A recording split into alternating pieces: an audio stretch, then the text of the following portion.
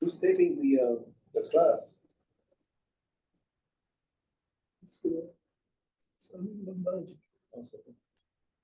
דף נ"ה עמוד ב' מסכת גיטין 55.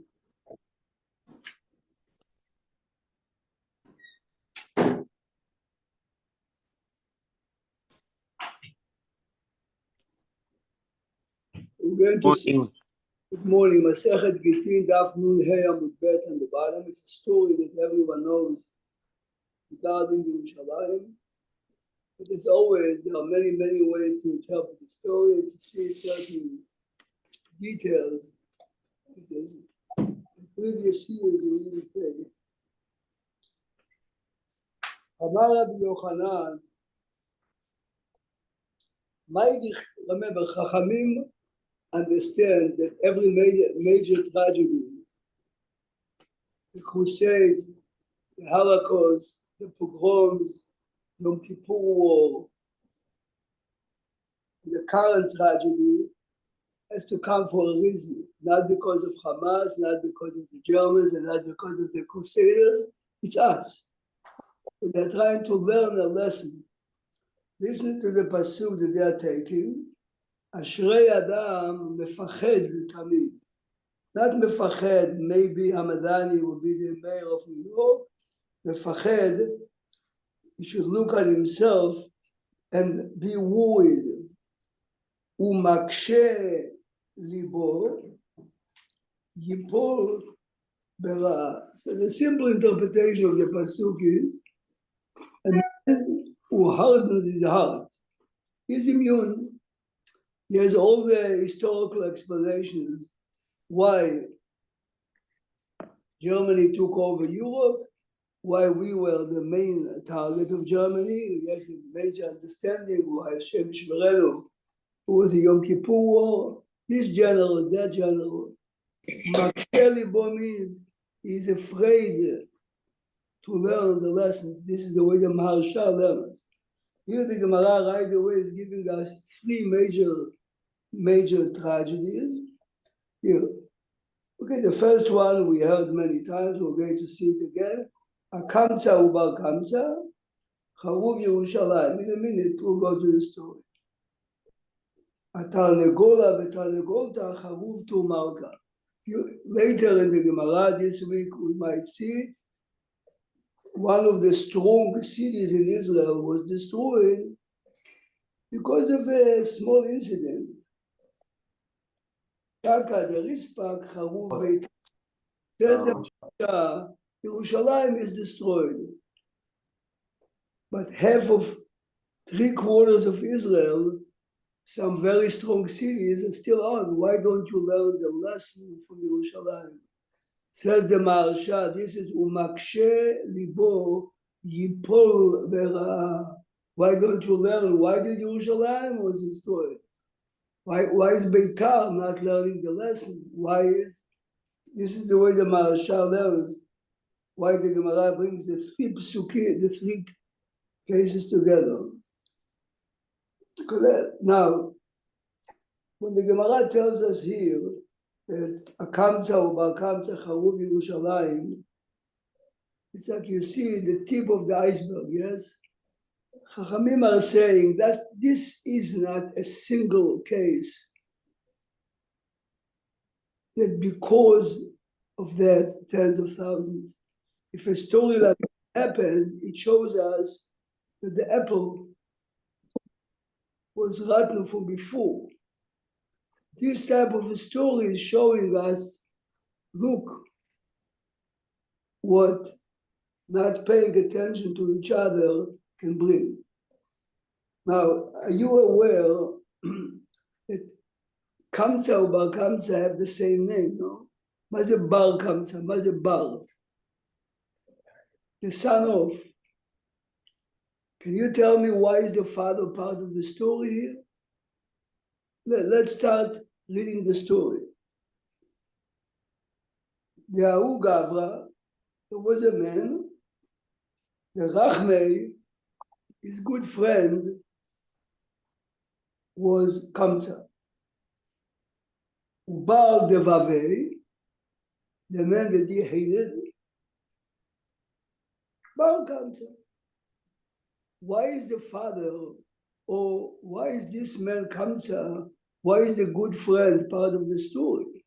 We know the story that the one he hated got an invitation to the wedding. We'll talk in a minute. Maybe he should have, if he knew there was an argument with his son, he should have fixed it up. Okay, Nathan says, because the father is also to be blamed, because the father knew there was an argument between his son and the one that had a huge wedding. This is a good point. Some are saying the reason why the delivery man made a mistake and delivered the invitation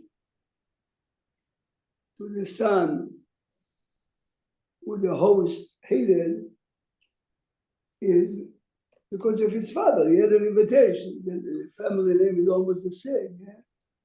So the delivery man said, go give me the contact. He didn't hear the word.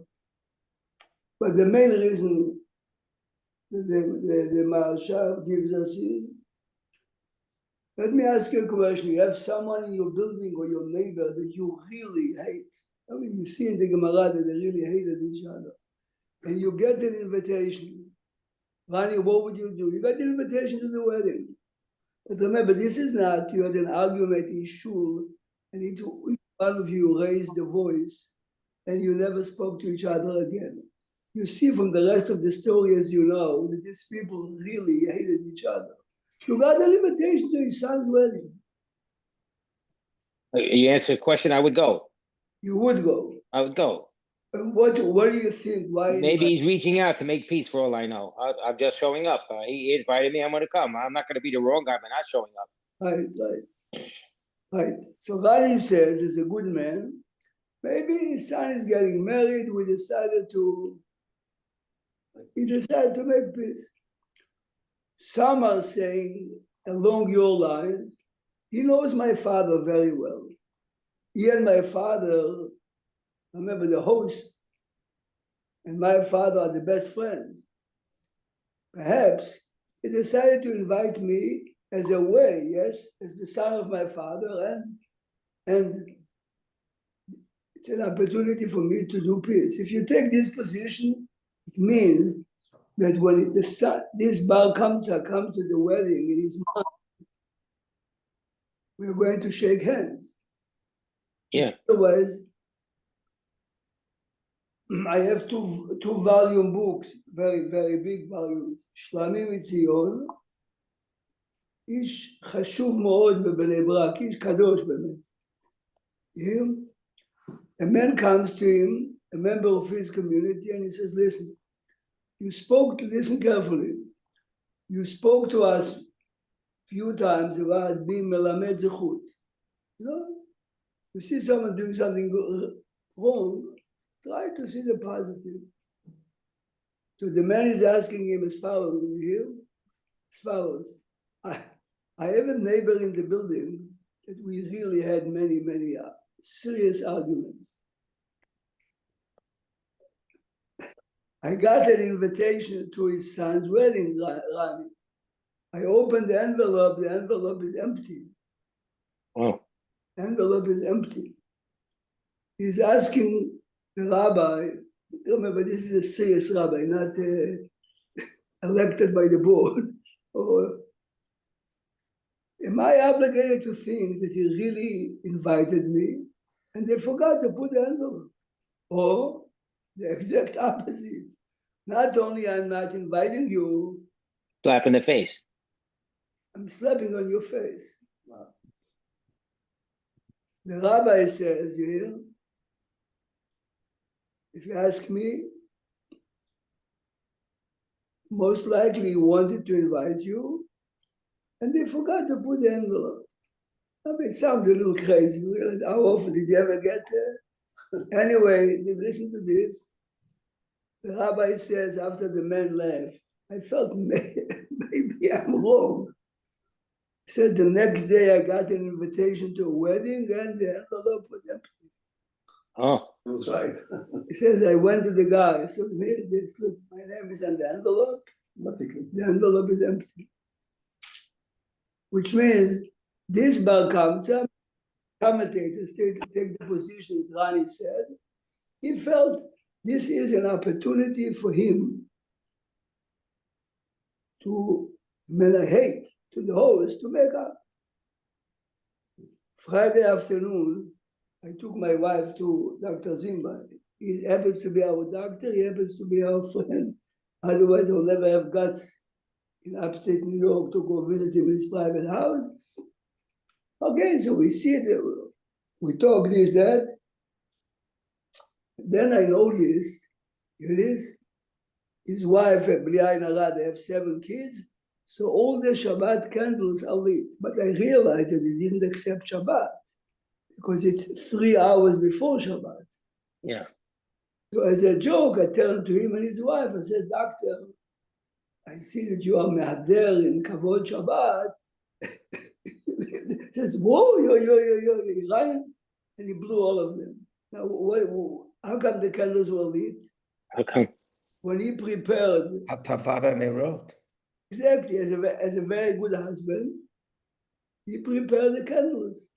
Part of preparation, the candles, especially his wife lights 2 olive oil and the rest regular, is to light them, to make it easier. He forgot to blow them on. This is exactly what happened. I told the doctor and his wife, this is a real story. A young couple decided that every Erev Shabbat, this was in a time that the sincere religious community took upon themselves many achlatot on behalf of the terrible situation in Israel. They are going to light candles a half an hour before the time. So let's see if everyone is lighting 20, 25, they'll do it 75. Now, for a religious bride who grew up in a very serious religious home, lighting candles for the first time as a married woman is an amazing event. But the first Friday that she's supposed to light candles, she forgot to do it half an hour before, so she runs 20 minutes, the candles are lit. So she was sure that her new husband, who she is married to 2 or 3 days, didn't want to criticize her. She was very hurt. The first time I got candlesticks, the first time in my life I lighted Shabbat candles, this is what you do to me. Her mother noticed that she is upset. She told it to the mother. Of course, the mother tells it to the father. So here it is, Friday night, Shabbat Sheva Barachot, and the bride, her mother, and a good friend of the father noticed him, and he says to him, you have a sour face, what happened? He was a good friend, he told me. The good friend was a real good friend. He says to him, don't say anything to your son-in-law, that's me. Called him up. He didn't say, he says, the bride was very disappointed. He said, here. I came 45 minutes before the time to prepare the candles, and part of the preparing it, I got a phone call and I left the room and I forgot to blow it on. I mean, this is what I told the doctor and his wife. But you see, this is a classic example of this. It happens in life a million times. This is the Bar Kamsa. Bar Kamsa has the host, makes one of the biggest wedding in town, and the Bar Kamsa looks on it, I was invited, and he's coming. And he was sure that as he walks in, he's going to shake the hand with the host. So let's see what happens.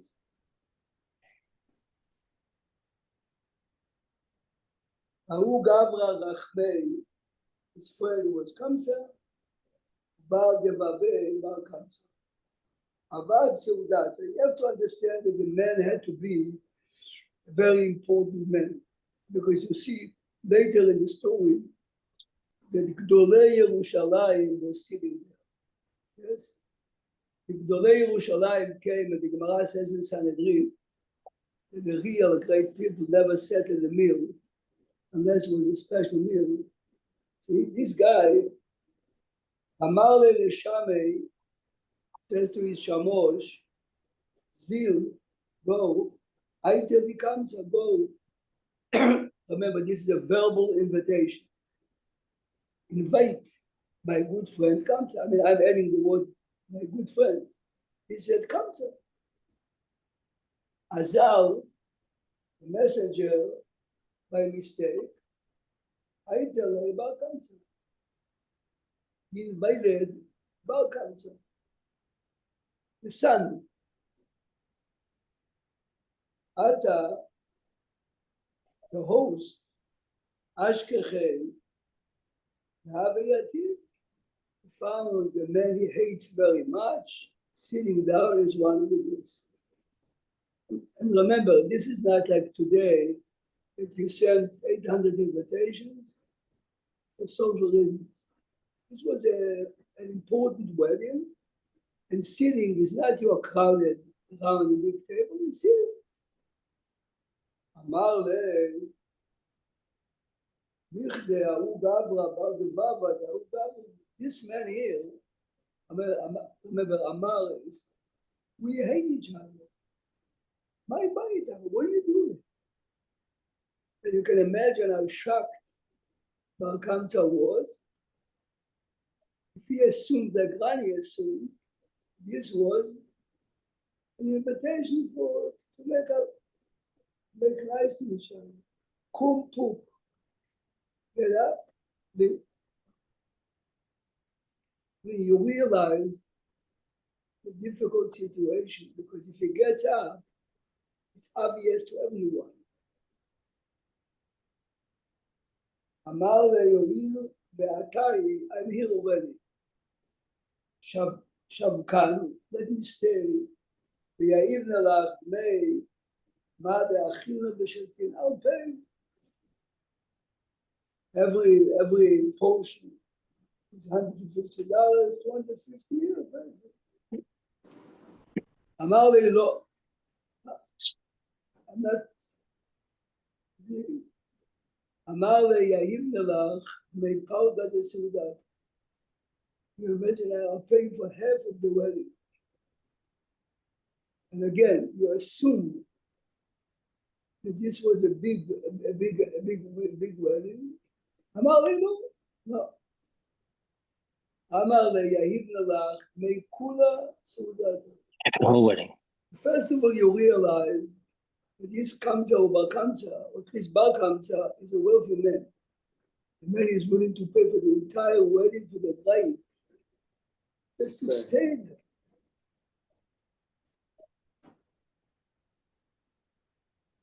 there. And of course, the Bar Kamsa stays. It's not leaving. Nakte beyadeh. You imagine he's picking him up. The host, Nakte beyadeh, picks him in his hands. The ukmei, you imagine the Gemara is telling us in slow move. He picks him up, the ukmei, and he stands him up, and the afke, he escorts him to the door. Can you imagine the public embarrassment?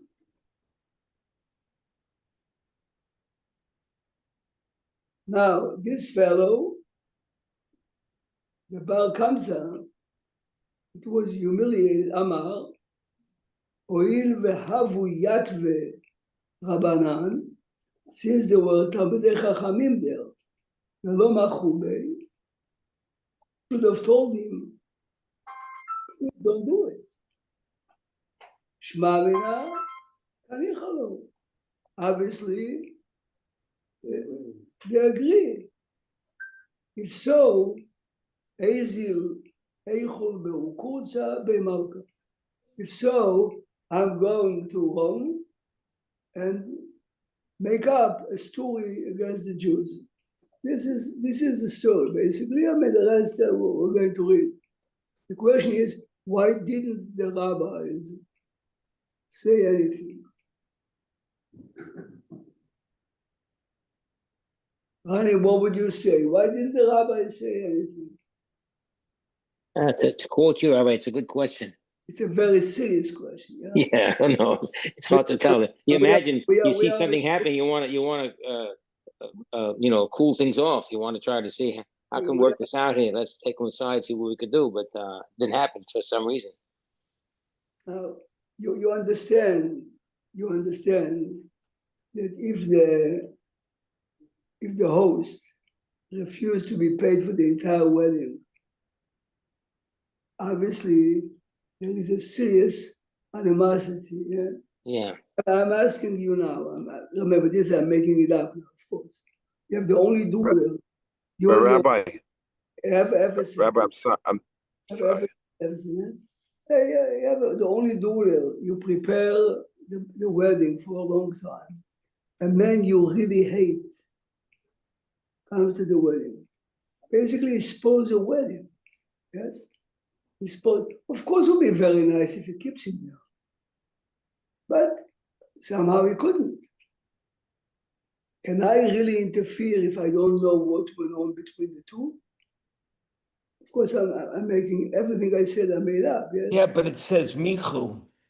Oh, Below Michu. he says, you They have did halacha, know. you have halacha that you have to protest. Yeah.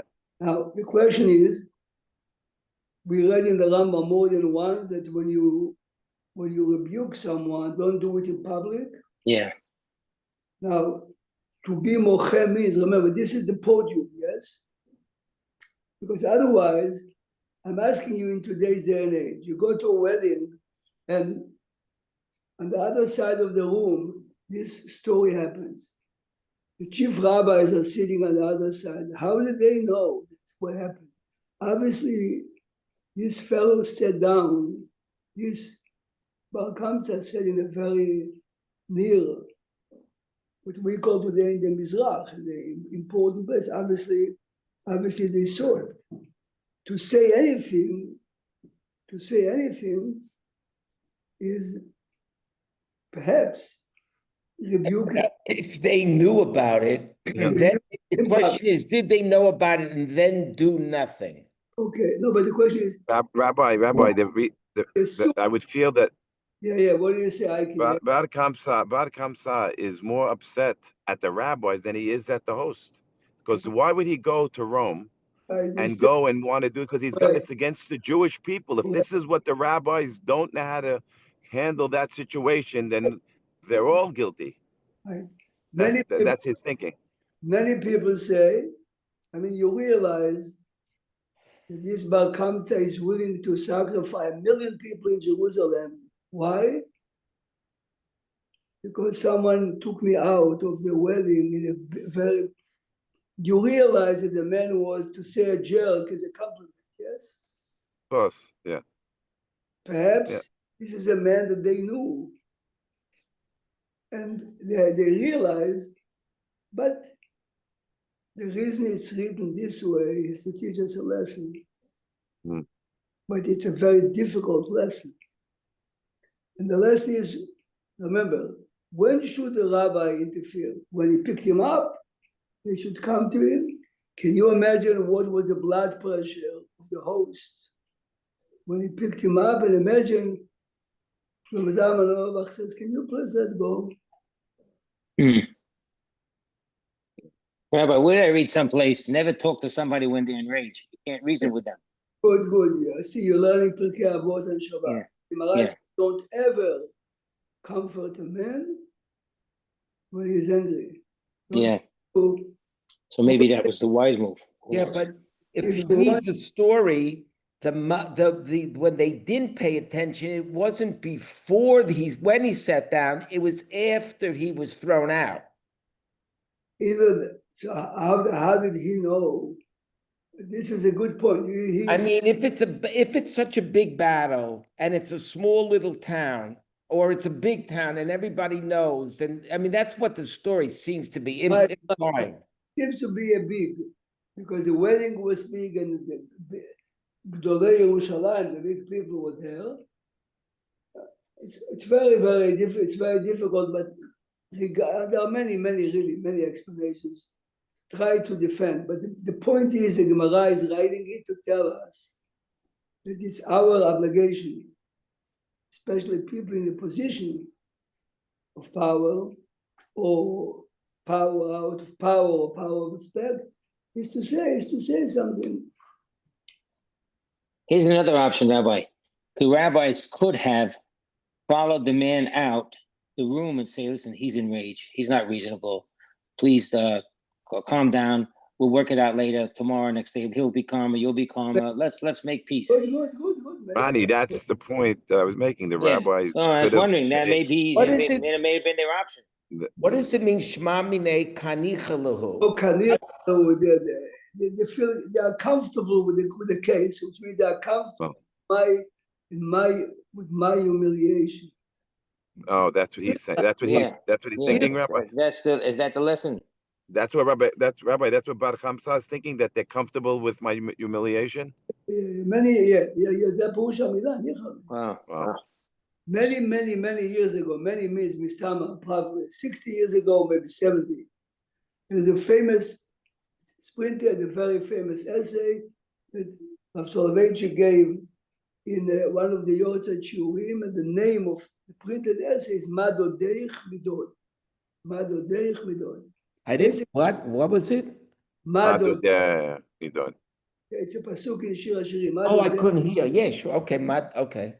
And basically, he's explaining, I mean, in his brilliant way, what is Brisk, what Reb Chaim of Brisk was, and he didn't say, but it's obvious if he's explaining, is to show how come at that time the Chazon Ish was still alive, or he just died in the 50s. It's different. There's two different approaches, and of course, everyone that was there understood that because he is the grandson of Chaim of Brisk, he's explaining that. But a young man was there, here in the middle of hundreds of people. He gets up and he screams, I am protesting the kavod of the Chazon Ish, and he stormed out. He himself said many years later, many times, that he went to apologize and he was a stupid young man. But you see, this is the question now. Should one of the rabbis stand up and say, if you take him out, we walk out? Oh, that's even more extreme. Wow. Again, I'm playing a game, of course, because there's no hint of anything. That's not a solution, I think. Many years ago, when I was a young man, there was a young man in Yerushalayim, I wouldn't tell you his name, he's still alive.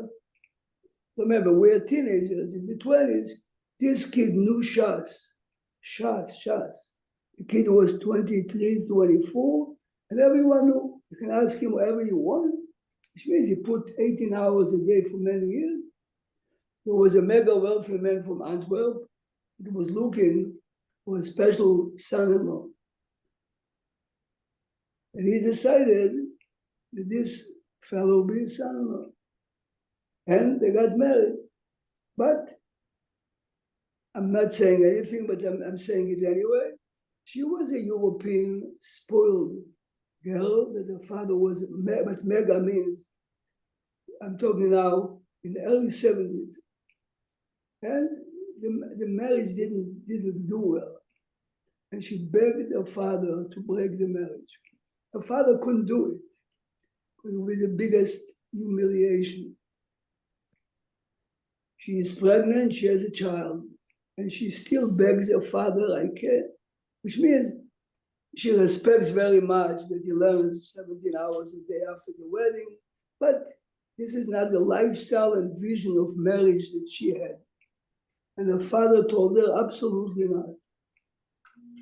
When this couple stayed in, I forgot which hotel in Yerushalayim, she took her baby and she jumped. Oh. The baby and she were killed. I mean, you can imagine the embarrassment of the father. But a man like this cannot admit, I killed my daughter. What he did was, he hired brilliant lawyers, took his ex-son-in-law to court. Says, you drove my daughter crazy, it's your fault. Now remember, he did it, of course, to save face. And many people spoke to him. Remember,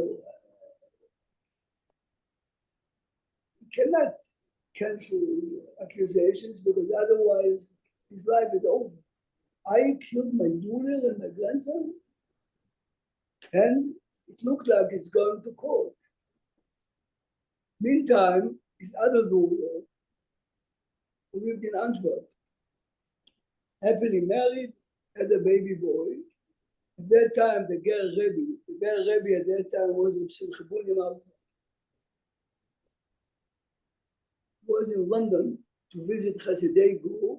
This fellow went to the Rebbe and asked him, please stop in Antwerp the day of the Brit. You would have a big honor if you did this and that. Now, the boy, the husband, that his wife committed suicide, was associated with Hasidei Gur. He was not a Hasid, but listen what the big man is doing. The Rebbe says to the father, yes, I'll be there. Of course, the father publicized all over Antwerp. The Ger Rebbe is coming to my Brit Milah. Everyone is at the Brit Milah, a very fancy Brit Milah. 5 minutes before the Brit is about to start, and many of the guests came because of the Ger Rebbe. The Ger Rebbe says to the father, which is the grandfather, Yeah. take 2 of your very good friends, let's go into a private room. Says, Rebbe, what is it? He says, take 2 of your very good friends, you and me and them. At the private room, he says to him, everyone is here to the Brit, many came from me. If you don't say now in front of your 2 friends that you cancel, I'm walking out and going to the airport. You do realize that the father had no choice. Mm.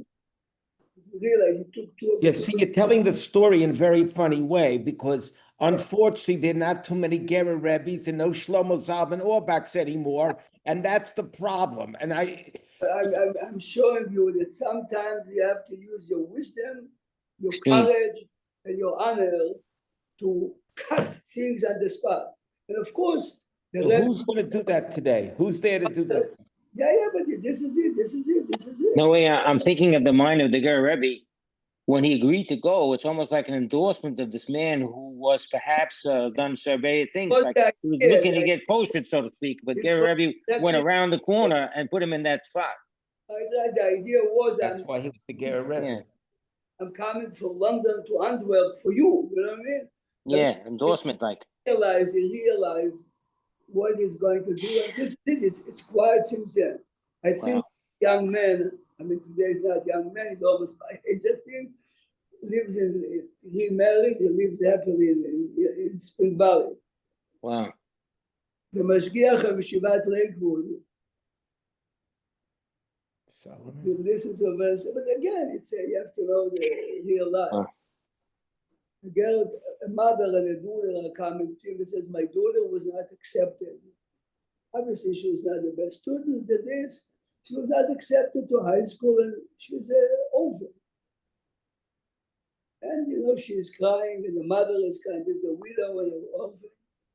He says to the girl, which school would you really like to go? She says, to the Mashgiach, you have to know, the Mashgiach says to her, your mother doesn't have to come. I'll come with me. He's going to the office of the school. I mean, you have to understand Rabbi Solomon, and he says to the principal, I would like you to take her in.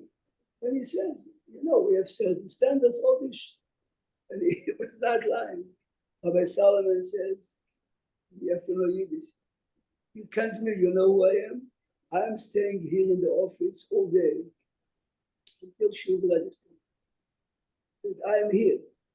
And every teacher in the school knows that I'm here. Hmm. And if every extra hour that I'm here, other schools will know also. She has to be accepted. She's an orphan. Of course, she was accepted. But as Larry said before, there aren't too many people that are, but there are.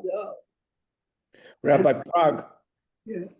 I know it's kind of funny, but when I was in high school, I wasn't a good student, and I was kicked out of had a problem at MTA, and one day they called my father in, and they said he sat there, and I was reinstated into the school. So I said, what did you say to get me reinstated? He said, if you graduate, I will tell you. So I waited till I graduated, and I said, what did you say to get me reinstated in school? He said, I sat with Rabbi Weinbach and I said, until you reinstate my son in the school, I'm not leaving the office. Okay.